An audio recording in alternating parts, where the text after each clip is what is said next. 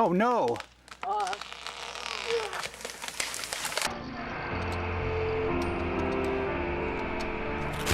The 1980s were a time when people prioritized earning money over safety, and employees followed suit.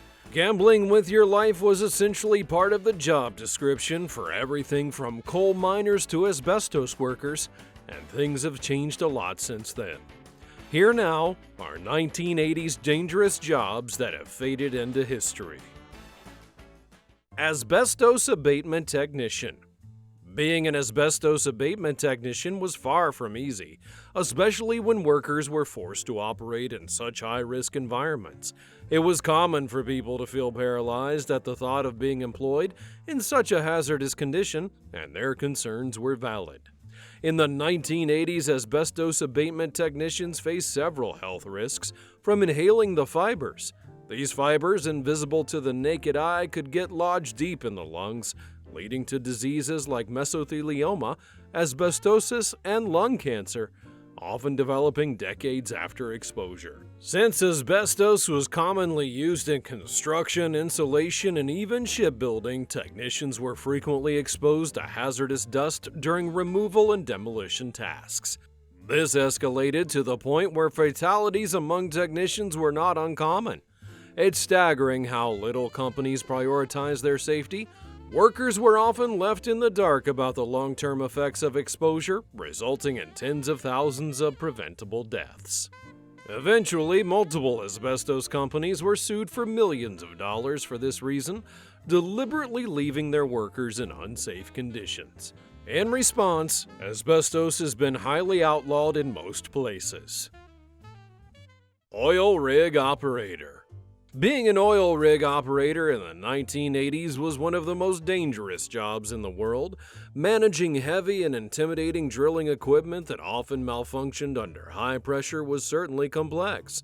Since most oil rigs were located offshore, workers faced a grueling schedule which often involved months of work at sea. The risks became higher offshore due to rough seas, hurricanes, and sudden shifts in weather, which could lead to rigs capsizing and suffering severe damage.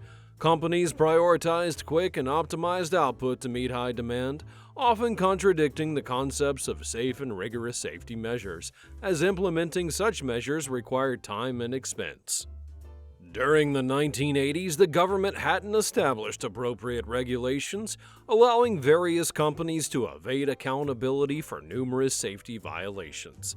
Despite all the hazards, oil companies compensated their workers for their demanding roles, with salaries that range from $30,000 to $50,000 a year.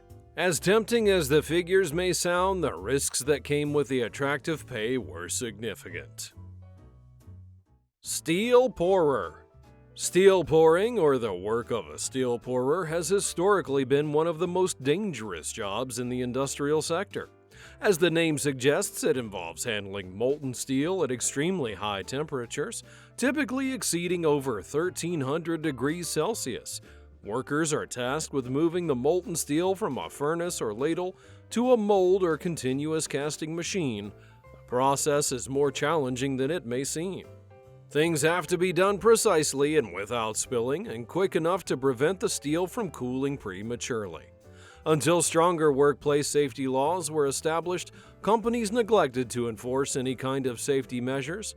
The Occupational Safety and Health Administration was created in 1970, but prior to that, safety standards were minimal. While toughness was an implicit part of the job description, it was often unspoken, and that contributed to safety not being a major concern. Injuries were frequently seen as an inevitable part of the work, and many workers were unaware of the long-term effects they may face as a result of their exposure to hazardous conditions. Switchboard operator. Switchboard operators played a critical role in connecting phone calls manually, a job that began in the late 19th century and continued well into the 20th century. Although the working conditions improved over the decades, pioneers of this profession faced significant challenge.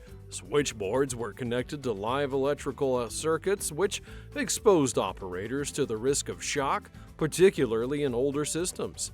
Improper handling of cords and equipment could result in burns and serious injury. Moreover, the work was both repetitive and strenuous. Operators had to plug and unplug cords quickly and repeatedly for long hours, leading to physical strain, especially in the hands, wrists, and shoulders.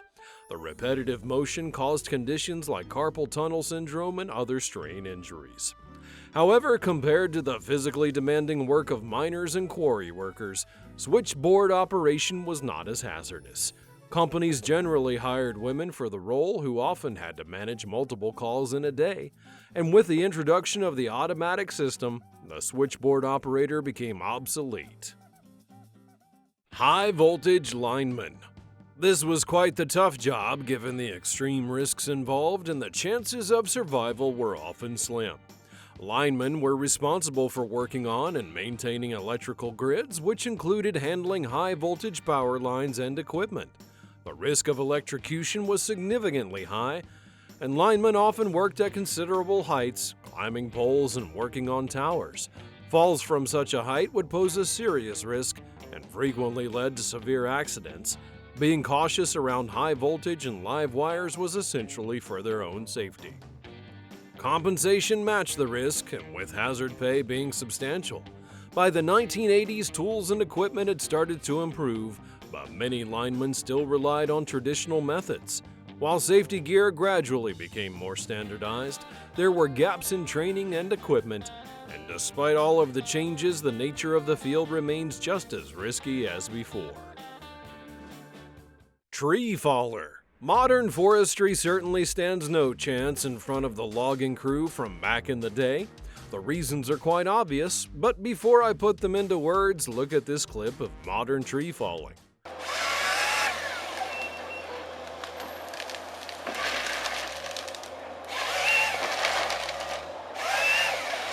The technology of the 21st century has improved tremendously, allowing people to relocate entire trees without even killing them. The work environment in the past was severely substandard, though. One of the most significant dangers was the risk of severe injury or death from falling trees and branches, often referred to as widowmakers. Machinery accidents were also common. Tools such as chainsaws, axes, and large logging equipment introduced risks of serious cuts, crushing injuries, and even amputations. Additionally, long-term exposure to sawdust and the demands of frequent heavy lifting led to chronic respiratory issues, as well as severe back and joint problems. Despite the dangers, one of the most enjoyable aspects of the job was the scent of freshly cut trees filling the air. Many workers loved that distinctive aroma of cypress or yellow cedar, which added a unique sensory experience to their labor. Telephone pole climber. On the list of high-paying yet hazardous jobs, telephone pole climbers or linemen rank prominently. The risks they faced were significant, as workers could potentially become electrocuted while climbing poles standing 30 to 100 feet up in the air, especially during harsh weather conditions. Typically, young and tough men were selected by companies and trained specifically for the demanding role. Pole climbing served as their initial training, and the necessary gear was provided by the employer. They were compensated well, with overtime pay integrated into their salary structure. During emergencies, linemen worked long hours and were paid extra. This practice encouraged many of them to take on additional shifts, which, while financially beneficial, also increased the risks of accidents due to exhaustion. Although the role of the lineman emerged in the 19th century, it gained popularity during the Second World War, driven by the urbanization and industrial growth that created a heightened demand for electricity and telephone lines around the United States and Canada. Explosives handler. The role of construction crews in explosives handling are considered high risk due to the nature of the work. Handling and setting explosives for demolishing structures or breaking down materials demands meticulous precision. Even a minor error could have a catastrophic consequence. Explosive blasts generate high-velocity debris that can fly in every direction, posing severe risk of injury and even death. The shock waves produced can impact not only external injuries but also hearing, lung functions, and internal organs. And additionally, the emission of toxic gases during detonation presents further health hazards. This field gained prominence after the Second World War, driven by urban development as cities expanded and older structures were cleared for more modern buildings. Deep sea crab fisherman. A fisherman's work life can be incredibly tough, given the obvious risks involved. However, going on a vessel for fishing is often considered one of the best experiences for a fisherman, especially if the catch is particularly impressive. Fishing is regarded as one of the most dangerous occupations, particularly for those working in the icy waters of the Bering Sea. In addition to harsh weather and massive waves, the long working hours pose a significant challenge. Fishermen work 18 to 20 hours a day, often relying on substantial amounts of caffeine and calories to keep going. While they may not have time for snacks between shifts, they're provided with good full meals throughout the day. Before setting off from shore, crews ensure they're well stocked with food, and ships are equipped with freezers to store sufficient provisions. Despite the dangers that contribute to the high mortality rates, fishing remains a thriving industry. Lathe operator. Lathe operators or machinists work with industrial lathes to shape and machine metal, wood, and plastic parts. The profession gained popularity after industrialization took hold in the early 20th century. A job that requires high precision, physical skill, and focus is unfortunately becoming a dying trade for various reasons. Lathe machines are powerful and heavy, making this a role that not everyone can perform. With fast-moving parts, the job is fraught with risk, and operators face severe injury, including crushing, amputations, and lacerations, and fingers become caught in the machinery. While lathe operators can work with various materials, cutting metal poses additional dangers. Metal shavings and parts can fly off at high speed, leading to cuts, eye injuries, and even blindness if proper protective gear is not utilized. It's particularly concerning how underpaid these skilled workers often are, considering the risks that they face on the job. Ship breaker. Scrapping old ships is considered one of the toughest jobs, often performed by unqualified laborers who are paid very little and lack the proper tools, safety equipment, and safety measures. Workers dismantle decommissioned ships to salvage the materials, and the fact that such large ships are completely scrapped doesn't sound good. If you're wondering whether they can be repurposed, the answer is no. The renovation and repair costs exceed the cost of building a new ship, which is why they're often torn apart entirely. Additionally, the pollution and waste generated from the process are incredibly concerning. Elevator repair technician. Although being an elevator repair technician is not as risky as other jobs, it certainly has its own set of drawbacks. Technicians work with high-voltage systems that pose risks of electric shock or electrocution if safety protocols are not followed. Additionally, working in shafts or on scaffolding exposes technicians to the risk of falls, particularly when accessing and repairing equipment at height. This field of work pays well, and once employed technicians often enjoy job security for life with numerous opportunities for advancement. However, the work can also be stressful, often requiring technicians to operate in tight spaces with limited ventilation, making it challenging for those who are uncomfortable in such enclosed environments.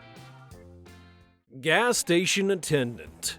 There was a time when gas stations had attendants who not only pumped gas but also checked your oil and cleaned your windshields. Some states, like New Jersey, still have attendants today. However, we often overlook the darker side of being a gas station attendant. Gasoline is highly flammable and toxic, and attendants are at risk of inhaling fumes and potentially experiencing skin contact, which can lead to various health issues. Working in close proximity to vehicles also poses the risk of being hit or run over by cars, especially in busy gas stations where multiple vehicles are constantly moving in and out. Bridge sandblaster. Sandblasting generates a significant amount of dust and airborne particles, including silica, which can lead to serious respiratory issues like silicosis and chronic obstructive pulmonary disease. Sandblasters often work with toxic paint strippers that can not only burn the skin but also are harmful enough to cause respiratory issues. Additionally, the noise generated by equipment is very loud, and without proper hearing protection, workers are at risk of long-term hearing damage. This job involves heavy physical work that can have long-term impacts on parts of the body, including hands, shoulders, back, and feet. Jackhammer operator. Being a jackhammer operator can be difficult in many ways. Jackhammers are extremely loud, typically reaching noise levels of 100 decibels or more. Prolonged exposure without proper hearing protection can lead to permanent hearing loss. Some believe that workers need to be physically fit or muscular to handle the tool. Experienced operators bust the myth as the machine does most of the work. Nevertheless, operating a jackhammer can cause significant physical strain. The demands of using the jackhammer leads to muscular injuries, and particularly in the back, shoulders, and wrists, due to the repetitive motions and heavy lifting involved. Foundry worker. Handling molten metal is not easy, especially when laborers work in environments with minimal safety gear. The handling of molten metal poses a severe risk of burns and scalds. Even minor spills can lead to catastrophic injury. Foundries release hazardous fumes including metal oxides, silica dust, and volatile organic compounds, which can contribute to respiratory issues and long-term health problems. Over the years, the introduction of advanced foundry technologies like computer-aided design and automated processes have begun to change the landscape of foundry work, although many traditional practices do still persist. Railroad switchman. Although railroad mechanisms operate differently now, back in the 80s a railroad switchman was essential for the operation of freight and passenger trains. It often required close collaboration with railway staff like the brakemen and terminal workers to manage the loading and movement of trains effectively. Switchmen were responsible for inspecting the track conditions, relaying signals, and communicating via the radio. They worked in close proximity with moving trains, and that increased the risk of being struck by a train or a rail car, potentially leading to serious injury and fatality.